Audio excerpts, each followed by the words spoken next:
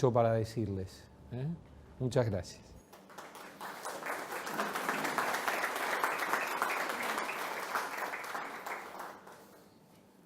Gracias a todos por venir. Muchas gracias, César, por invitarme, a ti también, Alejandro. Me halaga mucho que el banco me haya pedido que venga a reunirme con ustedes, además pagado, que mejor que eso, ¿no? Y vamos, en efecto, estos 3 días vamos a hablar sobre participaciones público-privadas. Con el propósito de atender este encargo, yo leí vuestra ley de participaciones público-privadas, leí una ley un poco más antigua que ustedes le llaman ley de concesiones y he leído algún material relacionado. También con el propósito de preparar esta presentación con ustedes, donde no todo es nuevo, alguna parte importante de esta presentación fue ensayada y ha sido mejorada para ustedes. Fue ensayada en Colombia, que es un país al que indirectamente se ha referido Alejandro. Y además leí la normatividad contable, o la volví a leer, mejor así, la normatividad contable existente respecto de lo que en el mundo se conoce en términos genéricos como concesiones, y las participaciones público-privadas son una modalidad de concesiones. Lo que quiero proponerles estos 3 días es que podamos revisar los siguientes temas. Yo voy a iniciar siempre en un escenario de lo general a lo específico, con un esquema general de contratación de una participación público-privada. Y hay 2 características fundamentales en una PPP o APP, como llamamos en otros lugares. Son financiación, que siempre es temporal, un concesionario, un contratista, como diríamos en términos de la ley de PPP, nunca va a financiar de manera definitiva una obra. La financia temporalmente. Quienes pagamos por las obras somos los ciudadanos, vía Estado o directamente al contratista. No hay otra forma de hacerlo. Y por supuesto, cuando el contratista tiene que financiar, incurre en costo financiero. Y debemos entender que el costo financiero del contratista generalmente, por no decir casi siempre, será mayor que el costo financiero al que puede endeudarse un Estado. Por lo tanto, ir por esa modalidad supone ciertos costos adicionales que son importantes para resolver la materia contable. Es importante conocer esto. Y el segundo gran tema en una participación público-privada es el tema de los riesgos. Si yo, Estado, construyo como inversión pública directamente, cualquier riesgo es mío. Todos los riesgos operativos, todos los riesgos financieros, todos los riesgos comerciales son del Estado. Si estoy haciendo un subterráneo para poner un metro ahí y hay una falla geológica, pues el Estado tendrá que resolver cómo es que tiene que dar la vuelta o tiene que retroceder para ir a otro lado, etcétera, etcétera. Porque no siempre en lo técnico es posible conocer perfectamente todas las consecuencias al iniciar un proyecto. A veces tenemos que hacer ciertos cambios. Entonces, en el tema de riesgos está la segunda característica, que sí es una característica definitiva, no temporal como el tema de financiación, porque en el tema de riesgos, el Estado bien puede transferir un número de riesgos al contratista y para resolverlos, el contratista tendrá que pagar por resolver esos riesgos sin afectar el costo total del proyecto. Entonces, lo primero que vamos a mirar es un esquema general de contratación de participaciones público-privadas. Voy a utilizar un análisis mirando imaginariamente estos contratos de participación público-privada, que no lo he inventado yo, es un análisis que la contabilidad privada internacional incorporó en una norma reciente, aunque ellos no se hayan dado cuenta, pero hay una metodología ahí en la NIF 15, que es una metodología que tiene que ver con obligaciones de desempeño y por lo tanto, cuando satisfacemos una obligación de desempeño, tenemos un efecto contable y aquí lo que yo voy a hacer es aplicar una metodología de identificación de obligaciones y derechos económicos en una participación público-privada. También vamos a analizar, porque es importante cuando hacemos contabilidad, pensar en ¿habrá simetría o no habrá simetría con el otro lado, la otra entidad en esta gran ecuación contable? Vamos a comparar entonces las obligaciones de desempeño a las que podríamos comprometernos en un contrato de participación público-privada y la acción recíproca del contratista. Yo, contratante, Estado, ¿qué hace el contratista en su contabilidad? Porque recordemos que la contabilidad no tiene vida propia. La contabilidad tiene sentido porque existe la economía y en esa economía se realizan transformaciones. Solamente cuando una transformación se hace en el mundo real es que los contadores actuamos. Consecuentemente, si esto es verdad, y yo creo que es verdad, la contabilidad no puede modificar eso que llamamos realidad económica, si acaso existe en el término exacto. Además, miraremos los impactos financieros, una contabilidad espejo y los impactos en estados financieros de contratante y de contratista. Esto va a ser muy rápido. Revisaremos el marco teórico de la SP32, no porque yo sea hincha de la SP32 o sea hincha de las normas internacionales de contabilidad del sector público, pero tenemos que usar las referencias técnicas que ya existen en el mundo.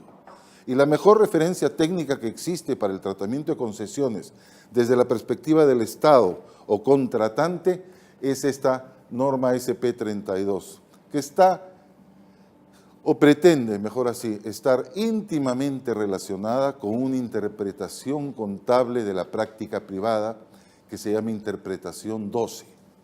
Esa interpretación 12 es una interpretación a las normas internacionales de información financiera, es, digamos, la interpretación que está relacionada desde la perspectiva del contratista con esta norma en la perspectiva del contratante. Vamos a desarrollar casos prácticos y aquí es importante, les voy a pedir que cualquier duda, cualquier observación la hagan notar, porque hay una diferencia, como todo en la vida, entre algo ideal y el mundo de la verdad. Una cosa es que exista una norma donde la norma parte de que todo es ideal.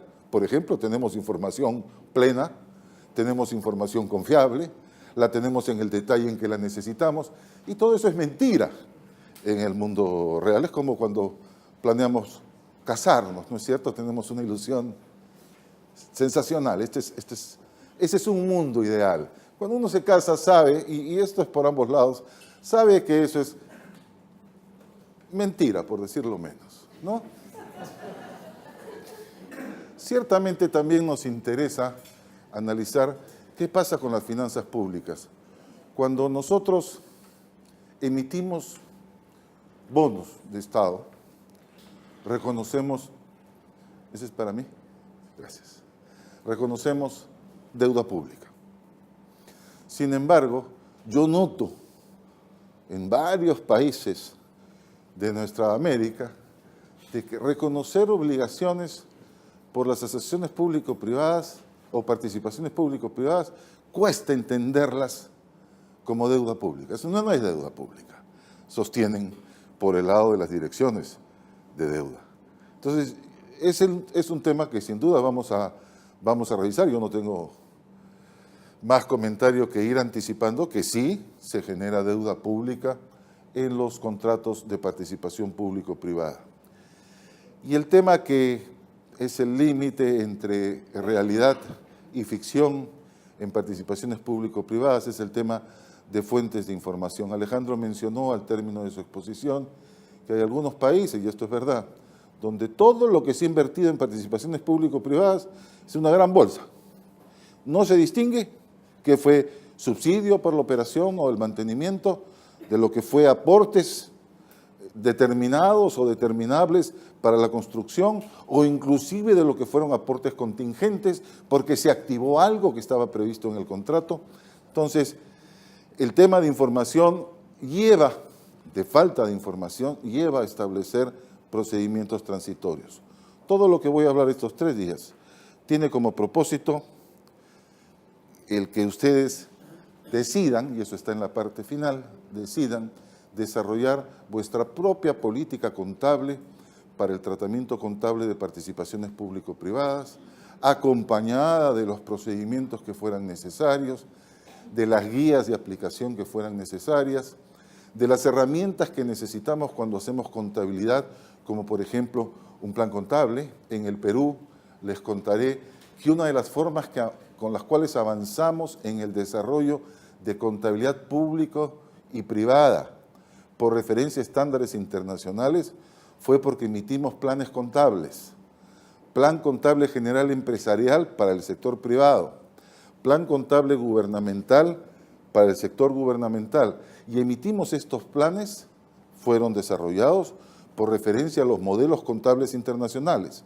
Es decir, si ustedes miran el plan contable gubernamental, ustedes encontrarán que utiliza el lenguaje más las innumerables particularidades de la contabilidad gubernamental en el Perú, pero utiliza las normas internacionales de contabilidad del sector público para desarrollar el plan. Si miran nuestro plan contable general empresarial, encontrarán que este plan utiliza el lenguaje, las formas, las diversas modalidades de transacción que están contenidas en las normas internacionales de información financiera. Empecemos entonces. Podemos financiar las necesidades de infraestructura en servicios públicos con inversión pública, donde toda la financiación, todo el riesgo queda a cargo del Estado. A propósito, hablando de las ventajas no estudiadas todavía y por lo menos no dichas por los organismos internacionales que estudian el tema con el propósito de apoyar a los países.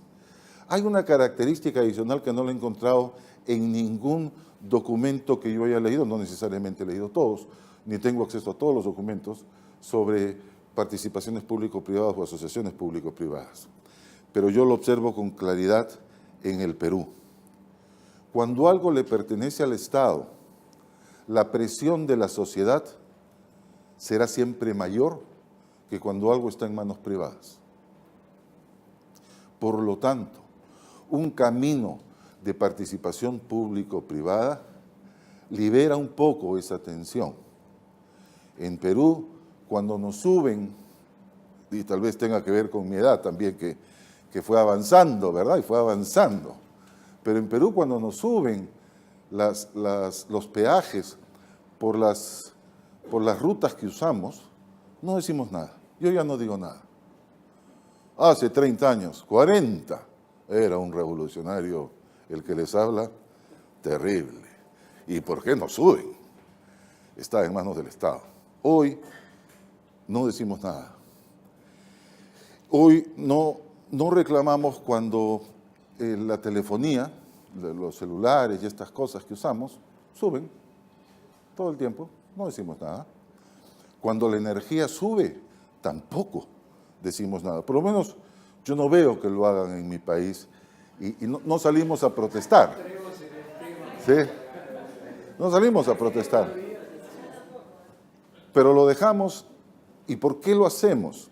Yo no sé si existe relación con que ahora ya no está en manos públicas, ni la energía, ni las telecomunicaciones, ni gran cantidad de nuestra infraestructura vial.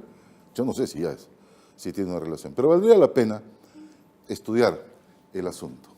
Mientras que cuando estamos en una concesión, modalidad participativa, ¿ya se va usted? ¿Para siempre? No. Bueno, por si acaso están siendo grabados. Y entiendo que esto va a ser visto en varios otros lugares, varias otras provincias de vuestra república. Entonces, si alguien se duerme, va a salir dormido cuando... ¿Sí? Bueno. Entonces, las participaciones público-privadas que tienen que ver con compartir riesgos y financiación. Y sobre esto también debe de decir, los países avanzan de manera distinta. La evolución de los contratos de asociaciones público-privadas o participaciones público-privadas en los últimos 25 años, periodo más o menos en el cual ya existen en esta parte del mundo, han ido cambiando en términos de qué riesgos retiene el Estado contratante y qué riesgos transfiere al contratista. Este es un tema particularmente importante. En mi opinión, los textos que emite este Comité Económico formal en la República de Colombia, y se nota a través de la evolución de la serie de estos documentos, muestra claramente cómo se han ido desarrollando criterios para transferir riesgos al contratista o al concesionario, como diríamos allá. Entonces, ese es un tema muy interesante, está un poco fuera de la contabilidad, pero otra vez, todo análisis para propósitos contables empieza con un análisis de riesgos. ¿Cuáles son mis riesgos? Y por lo tanto tengo que tener controles. Yo, contratante, tengo que tener controles para que si se activa alguno de esos riesgos, que tenga impacto financiero en la contabilidad del contratante, del Estado, pues yo pueda actuar y hacer los registros correspondientes. Entonces, la modalidad más usual es la modalidad de BOP en inglés, ¿verdad? Construir, operar y transferir. ¿Por qué? Porque otra característica en este tipo de contratos está dada por la naturaleza del bien. El bien es infraestructura y la infraestructura le pertenece al Estado, generalmente, ¿cierto? Entonces, si la infraestructura le pertenece al Estado, porque no sería posible que un contratista decida en cualquier país, voy a bloquear la carretera concesionada que me trae del aeropuerto de la ciudad de Buenos Aires. Eso no podría existir. Entonces, todos los bienes de infraestructura le pertenecen al Estado, al contratante. Y esto es importante para definir en qué momento ese activo que está siendo construido por el contratista me pertenece. ¿Me pertenece conforme lo va elaborando? ¿O me pertenece al final, cuando está listo? Encontraremos que también debería reconocer obras en curso, eso ya en la técnica contable asociada. Los riesgos son compartidos y el financiamiento en una participación público-privada es compartida con los usuarios. Renuncio a los ingresos por peajes como contratante. Los cedo al contratista, pero quien financia eso, sin ninguna duda, es el usuario. Porque además encontraremos circunstancias en las que los ingresos directamente recaudados de usuarios no son suficientes y el Estado tendrá que atender con recursos adicionales, generalmente en la forma de subsidios. Entonces, los riesgos en una participación público-privada son sustancialmente transferidos al contratista según las últimas prácticas. No tienen que hacerlo así aquí. Pero según las últimas prácticas, según la forma en que se observa que los estados contratan, sustancialmente transferidos al contratista. Colombia utiliza un criterio muy interesante. Dice, todo lo que es asegurable es un riesgo por cuenta del contratista. Hay riesgos que no son asegurables. Podrían ser algunos riesgos derivados de actos de violencia extremos en los que el Estado tendrá que seguir asumiendo el riesgo. O algunos otros, pero fundamentalmente todos los riesgos hoy son asegurables. Y si son asegurables, en Colombia decidieron que esos riesgos sean del contratista. En cuanto a la financiación, hay dos fases. Hay una fase en que construyo infraestructura, la mejoro, la rehabilito, si es que el Estado tuvo algo que me lo entregó para hacer esas mejoras, algunas carreteras, puentes, etcétera, o construyo nueva infraestructura. Entonces, puede ser totalmente financiada por los usuarios. Habrá ciertas áreas donde esta participación público-privada es atractiva desde la perspectiva privada porque hay suficiente flujo de usuarios que generarían los ingresos necesarios para financiar completamente esa construcción o esa mejora o esa rehabilitación o esos nuevos activos que tendrían que ser adquiridos en relación con esta, por ejemplo, con una concesión vial. O puede ser cofinanciada. Los recursos públicos, y esta es probablemente la modalidad que más se observa, no sé si existen estadísticas sobre las formas en que se han financiado las participaciones público-privadas, pero cofinanciación supone que el Estado efectúa aportes. La norma contable dirá esos aportes tienen que ser determinados o determinables contractualmente. Veremos qué significa eso un poco más adelante.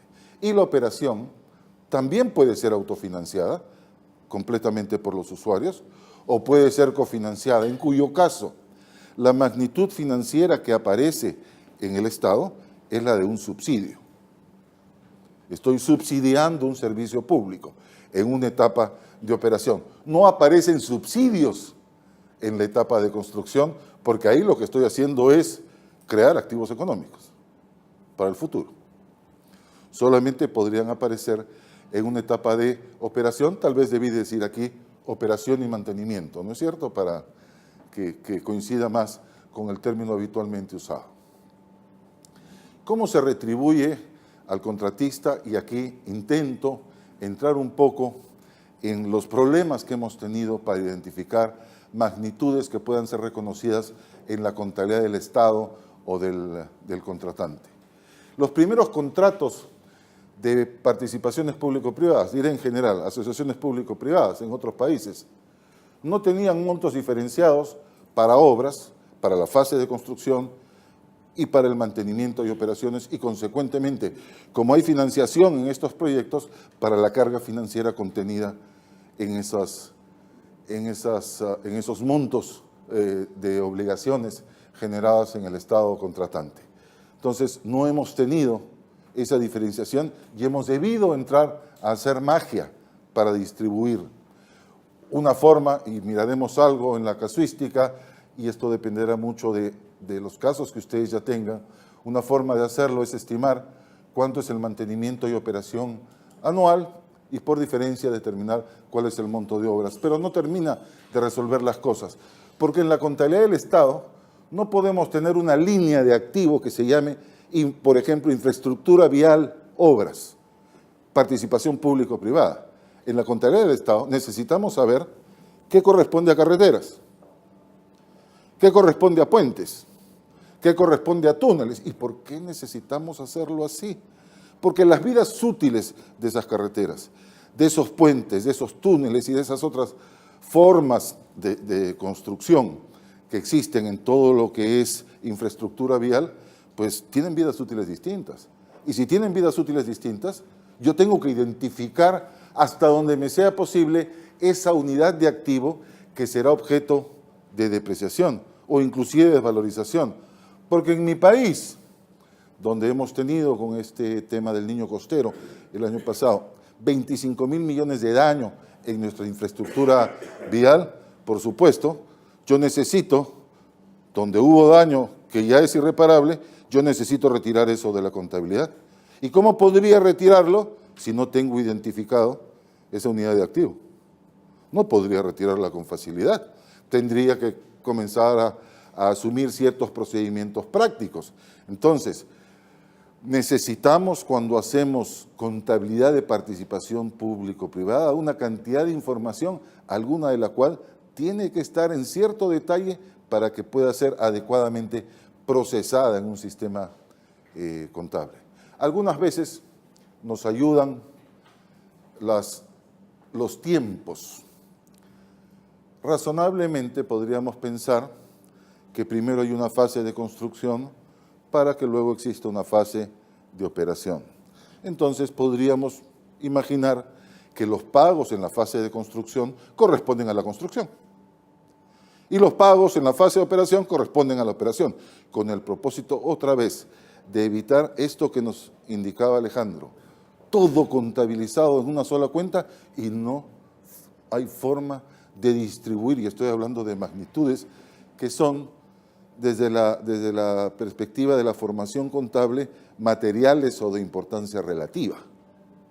Entonces, yo necesito, como profesional, necesito hacer algo para distribuir ese valor. Algunas veces utilizamos, y lo vamos a ejemplificar, tasas internas de retorno para establecer cuál es el costo financiero asociado y podemos darnos con sorpresas muy grandes. En Perú, el estimado del Metro de Lima, que va sobre la superficie, el estimado de tasa de costo financiero asociado a la financiación del proyecto es del 23%, que nadie la notó.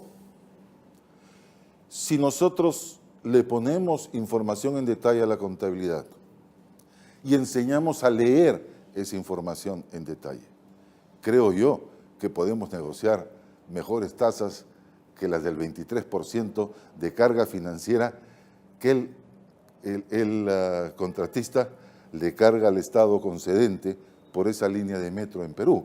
Entonces, tenemos que aprender. Y la contabilidad tiene que decir más. Pagos por operación y mantenimiento, he utilizado las siglas de lo que usamos allá. Vamos, generalmente aquí, cuando nos demoramos en pagar, tengo costos financieros explícitos, lo que facilita mucho la contabilización. Este es un cuadrito que ahora no le vamos a encontrar utilidad por separado, pero cuando nos encontramos con dificultades, cuando aparecen las dificultades, sirve mucho. Generalmente, en lo que respecta a obras, tengo mejoras, rehabilitaciones, como las llamemos, construcción de nuevas obras, y todas, en tanto le pertenecen al contratante, al Estado, todas son entregadas a ese contratante en términos de temporalidad, de oportunidad en el tiempo, hasta el momento en que se terminan las mejoras y construcción.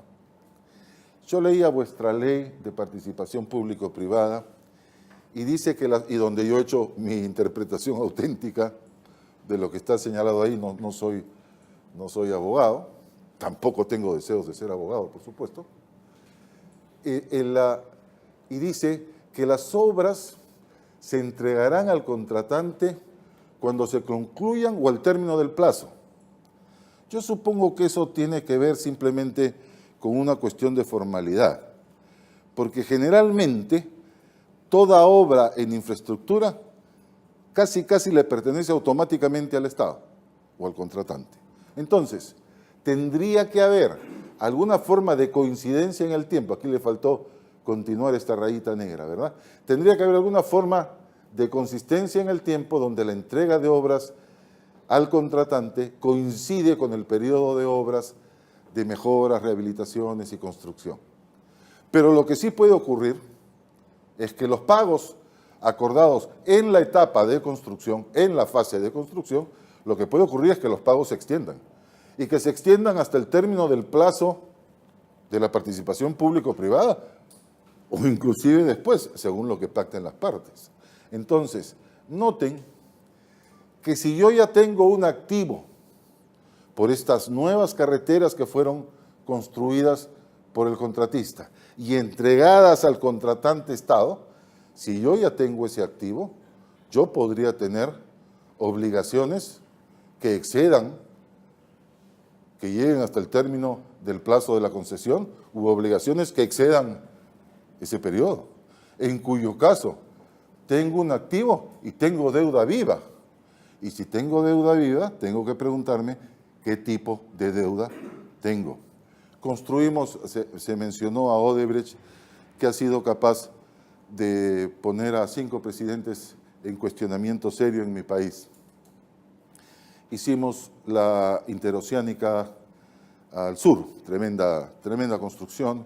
Fue construida en 4 años o 5, me parece, pero obtuvimos financiación, no sé cuál es el plazo de la concesión, probablemente 30 años, que es el plazo que la ley marca como máximo, aunque no lo respetemos, pero 30 años.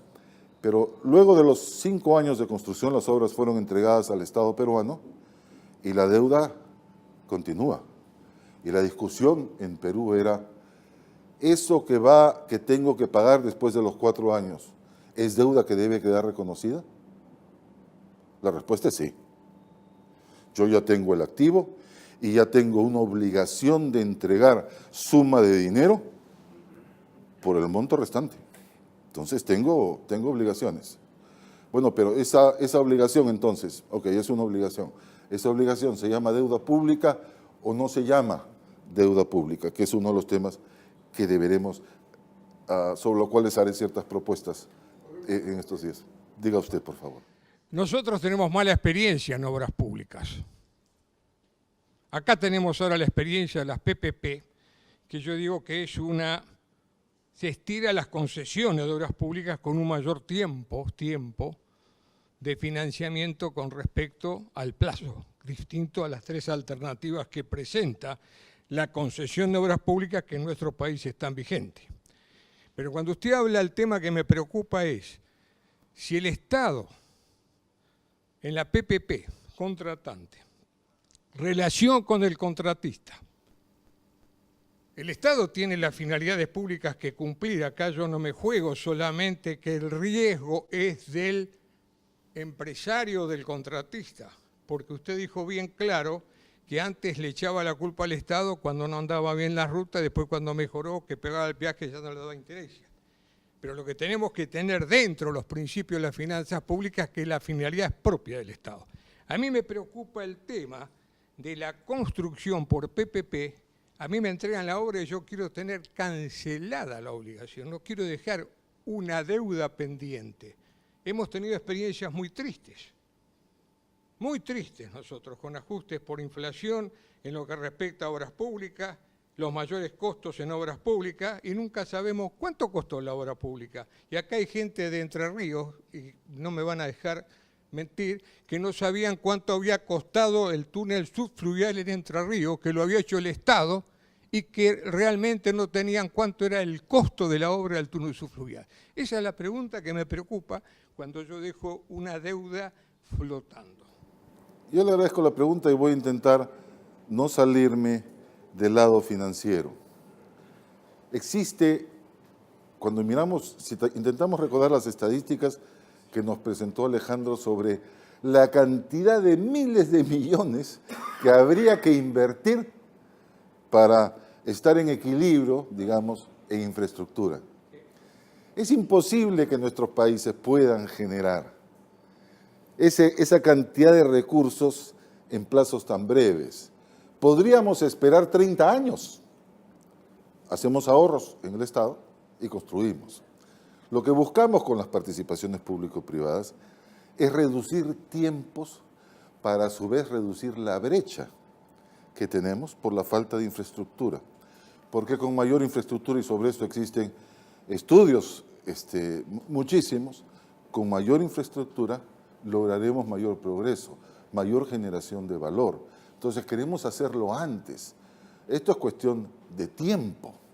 Una carretera, por último, puede esperar. Sin duda una operación para mí no puede esperar, pero una carretera sí puede esperar. Pero lo que buscamos hacerlo es hacerlo antes. Imagínese usted que pudiéramos tener todos los recursos necesarios en un mandato, en un solo mandato de administración de Estado, para poder desarrollar esta cantidad de obras que tenemos. Probablemente viviríamos en circunstancias distintas. Entonces, el propósito, usted comprenderá, el propósito es, hay obras que son de interés provincial, nacional, hay obras que bien sabemos van a contribuir al progreso del país, eso en cada país se conoce. Pretender a veces financiarlo completamente, imagínese usted, la única inversión en la que se pagan todas las deudas mientras uno está dentro es el matrimonio.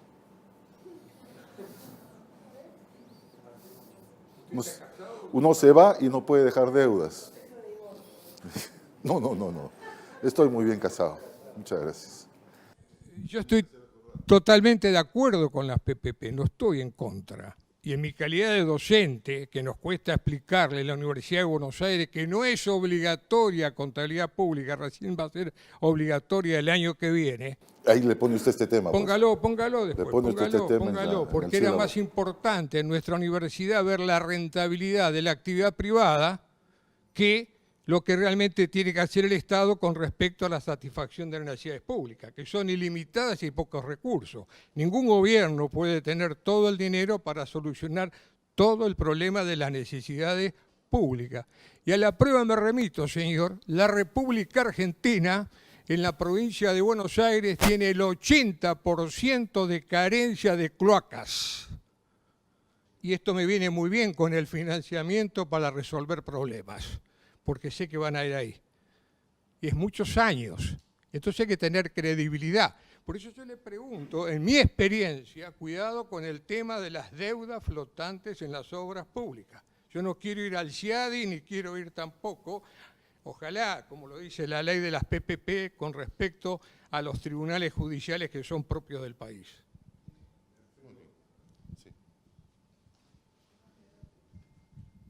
A ver, Juan, hace 6 años que me venís prometiendo contabilidad pública como obligatoria, ¿eh?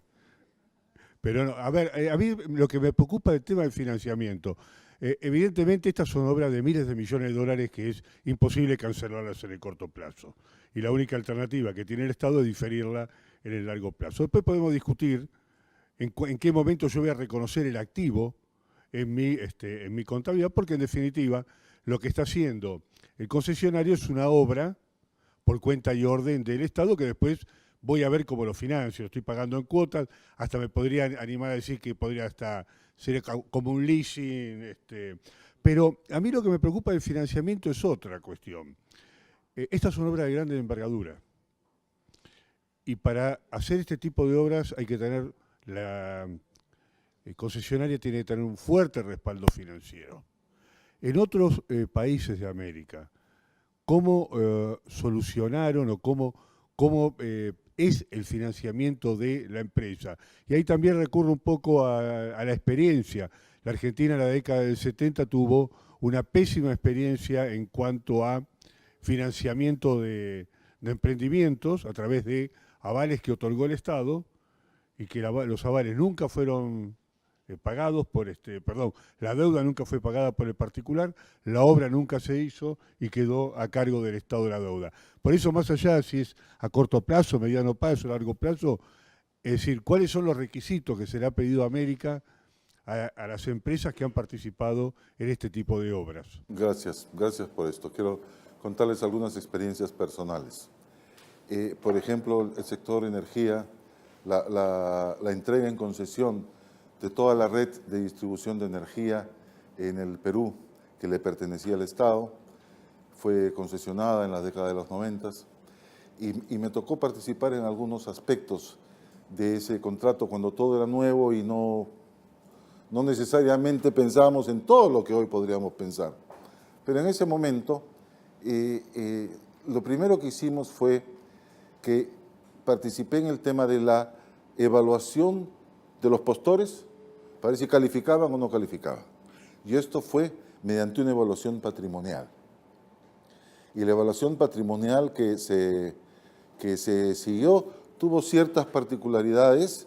Nos alejamos del modelo contable de esta parte del mundo, nos fuimos al hemisferio de arriba, porque de los 6 o 7 postores que hubieron, 4 o 5 calificaban en monto, en tamaño de patrimonio consolidado, calificaban en su equivalente en dólares porque habían revaluado activos. Entonces, que es muy usual en nuestras economías. Entonces, se excluyó eso y 3 o 4 quedaron fuera del concurso. Pero quisiera decir de que la evaluación que se hizo fue, en ese momento, estoy hablando de 25 años atrás, en ese momento se hizo sobre la base de fortalecimiento, tamaño del patrimonio. Las cosas han cambiado mucho. Ahora, en los contratos de asociación público-privada, o el equivalente, el PPP, el contratista tiene que asegurar que tiene la capacidad de financiar la porción que le corresponde. Y existe en el contenido de los contratos todo lo que se llama cierre financiero. Es decir, tener la capacidad significa saber, por ejemplo, que el brazo financiero del Banco Mundial, que presta mucho dinero para estas cosas, el brazo financiero del Banco Mundial me ha asegurado que me va a dar los 1.500 millones que yo necesito, y que probablemente además exige como garantía habitualmente parte de mis acciones, etcétera, me los va a dar. Yo tengo que acreditar eso. y a veces algunos proyectos se caen. Por ejemplo, nuestro gran aeropuerto de Chincheros, que hizo que además caigan 2 ministros y luego un presidente. Este aeropuerto fue dejado de lado, fue entregado en concesión, pero fue delegado mediante asociación público-privada, fue dejado de lado porque no pudieron demostrar cierre financiero. El gasoducto, y hemos ido aprendiendo, el gasoducto desde la mitad del Perú hacia abajo, digamos, para transportar gas a las ciudades del sur, ese gasoducto a cargo de Odebrecht, ya se había destapado todo este escándalo público y por supuesto nadie le iba a dar dinero a Odebrecht. No pudo hacer el cierre financiero y tuvo que devolvernos la obra. ¿No es cierto? Claro, ahora no sabemos qué hacer con la obra, pero vamos aprendiendo, digamos, no nos hemos preocupado por cada circunstancia. Entonces, los contratos de participación público-privada suelen ahora tener cláusulas de me aseguro que aquello a lo que tú te estás comprometiendo, contratista, tienes cómo lograrlo. Sí, usted quiere preguntar. No, disculpe. Un comentario sobre el tema que mencionaba Alfredo respecto al financiamiento y lo que preguntaba César con el aseguramiento, digamos, entre comillas, o la factibilidad de que el contratista sea factible financieramente de proveer esta obra.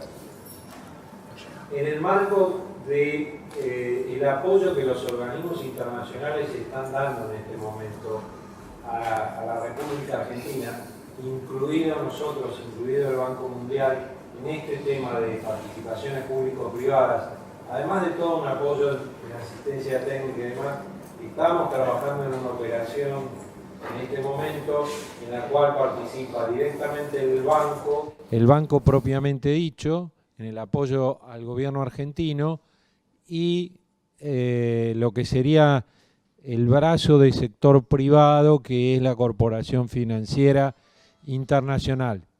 ¿Cuál es el objetivo de todo esto? Bueno, el objetivo de todo esto tiene que ver con que, ¿se acuerdan que mencionábamos hacer los proyectos rentables, confiables y demás? O sea, cómo se atrae capital privado, capital de largo plazo y que sea de una manera eficiente. Porque, a ver, si, como decía Alfredo, alguien paga el 23% o el 40% anual, seguramente va a conseguir dinero. El desafío es tener dinero de largo plazo, pero a un costo razonable para el país. Entonces, el objetivo del Banco Mundial como institución de desarrollo es apoyar a los países, incluido la Argentina, ¿para qué? Para que esto sirva como una especie de efecto palanca. Es decir, el inversor o los inversores institucionales privados que ven que el banco está involucrado, también otros organismos socios, por ejemplo el BID también lo está haciendo, en este tipo de cosas, tiende a generar un clima de confianza que hace o que contribuye a que el posible financiamiento tenga un menor costo para la República Argentina en este caso, ¿no? Y cualquier otro gobierno. Yo lo que querría ver en el análisis, si tenemos que tener en cuenta el proyecto de inversión o apalancarlo en el patrimonio, porque veo que el gran problema que tenemos, por lo menos en la Argentina, a nivel bancos, que cualquier, que no se da en el exterior, ¿no? En otros países, es que los bancos no acompañan los proyectos de inversión. O sea, tanto patrimonio te presto tanto, pero encarar o acompañar proyectos de inversión donde tengamos el riesgo de acompañar esos proyectos, en Argentina no se da. Todo se apalanca, digamos, con el patrimonio que tienen las empresas. En general, en ningún país la banca comercial, usted se está refiriendo a la banca comercial, puede apalancar proyectos de 30 años, ¿no? O algo similar. Necesitamos que, ya lo dijo Alejandro, necesitamos que los organismos financieros, los que tienen recursos de largo plazo, ellos puedan ayudar. Y una alternativa muy útil además es la de los fondos privados, que también buscan inversiones de largo plazo.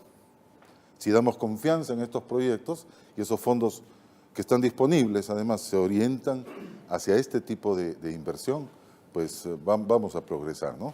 Pero no, estoy de acuerdo con usted, la banca comercial no nos va a resolver este tema.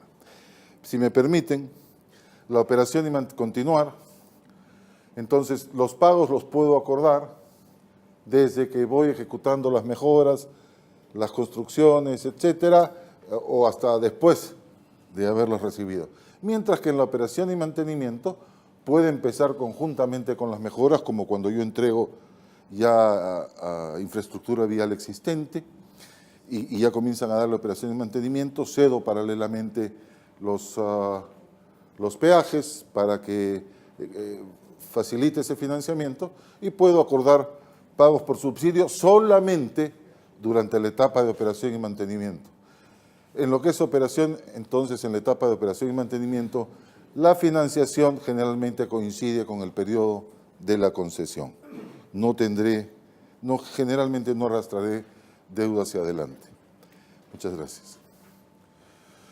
Muy rápidamente, las formas en las que se organiza o podría organizarse una participación público-privada pueden incluir la participación de un fideicomiso. De hecho, aquí en vuestra ley se habla de asegurar los fondos a través de fideicomisos. Me parece que el sentido en el que está aquí la ley es de que en el fideicomiso tendrán que encontrarse los fondos necesarios para atender las obligaciones que ya voy comprometiendo.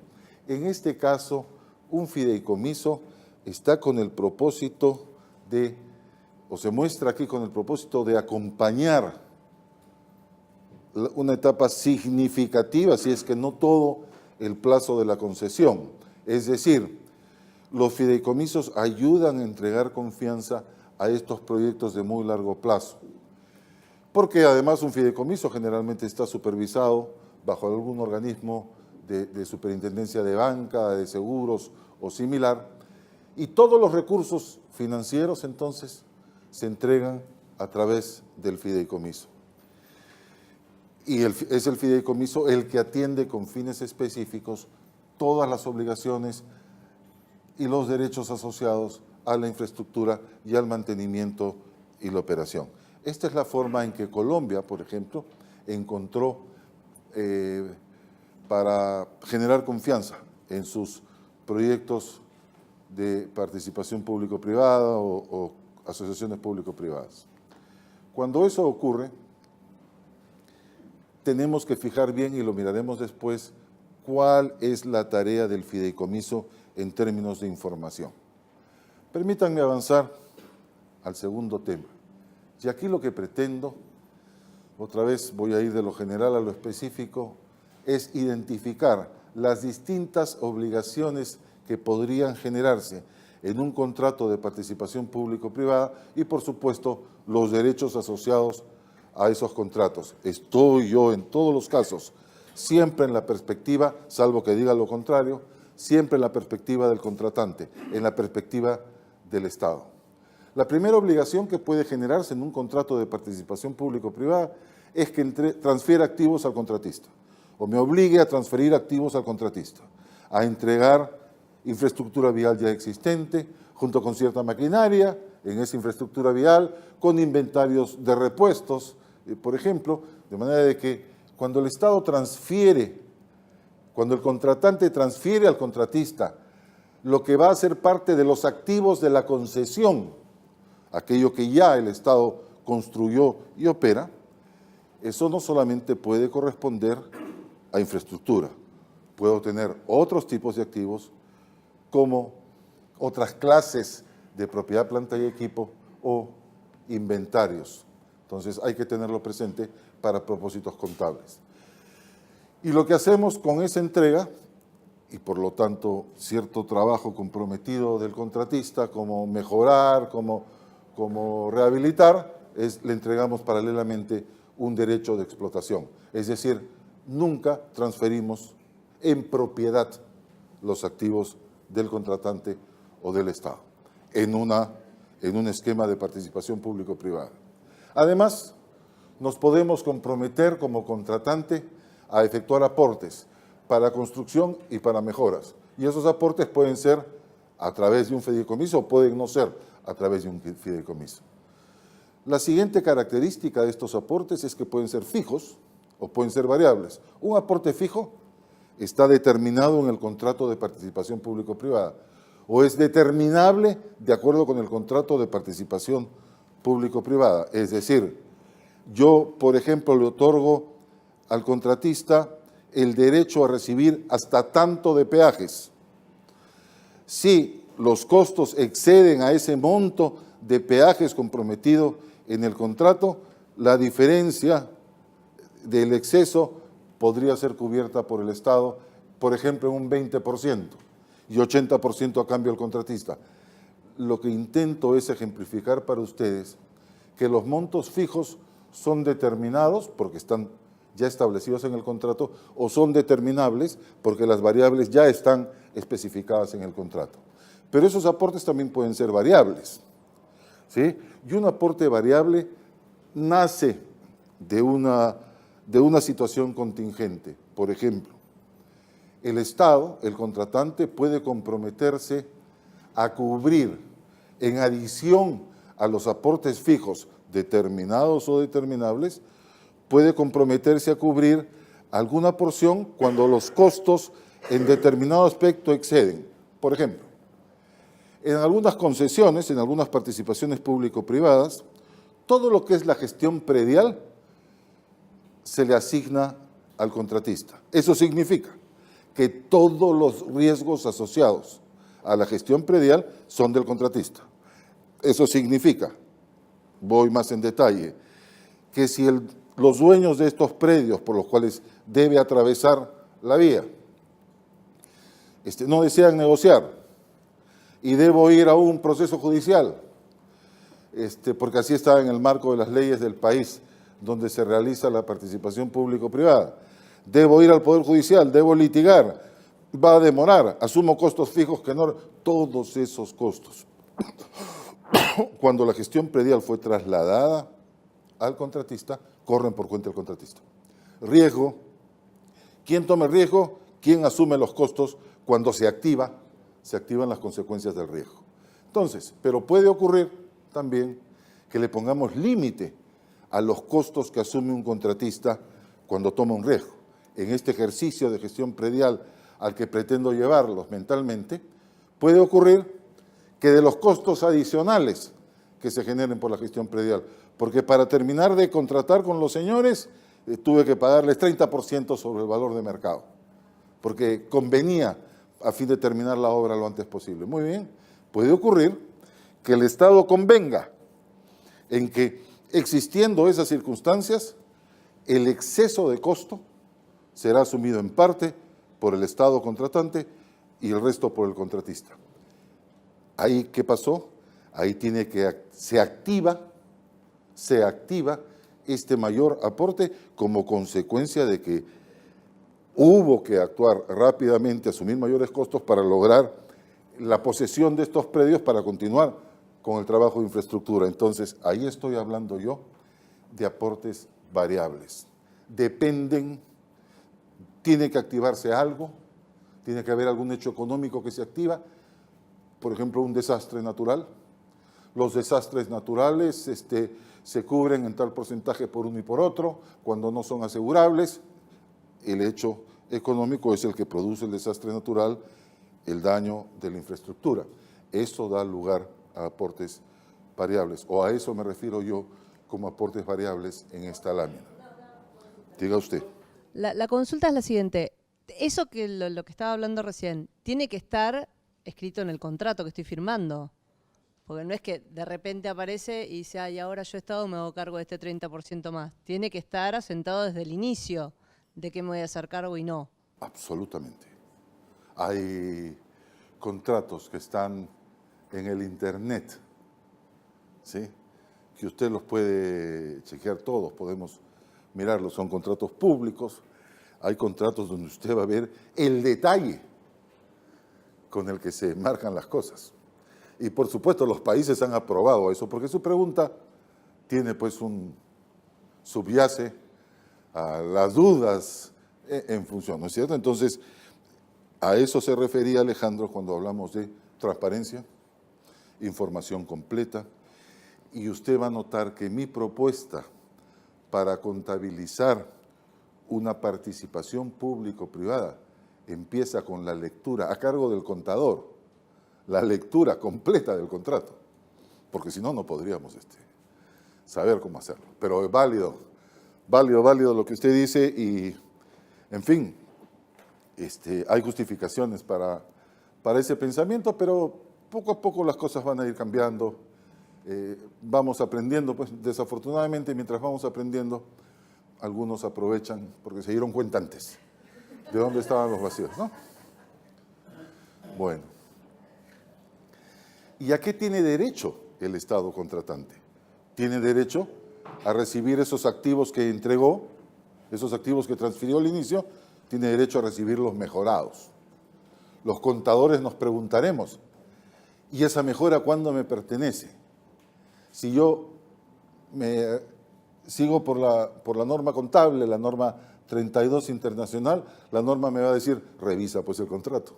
Entonces, la respuesta a muchos temas de oportunidad del devengo, cuando devenga, ya estoy hablando en lenguaje estrictamente contable, cuando devenga la propiedad de esa mejora a favor del Estado contratante, cuando se ejecuta hay una formalidad, hay un acta de entrega, y esa acta de entrega tiene que darse cuando la obra está concluida.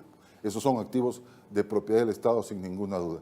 Tengo derecho como Estado contratante a recibir nuevas construcciones, las que hayamos pactado en el contrato de participación público-privada. Y también tengo derecho a garantías que están relacionadas con la propia fase de construcción, con la fase de operación y mantenimiento, y garantías que están relacionadas con, y así lo van a encontrar ustedes en esos contratos exigentes que hoy son más o menos la práctica común.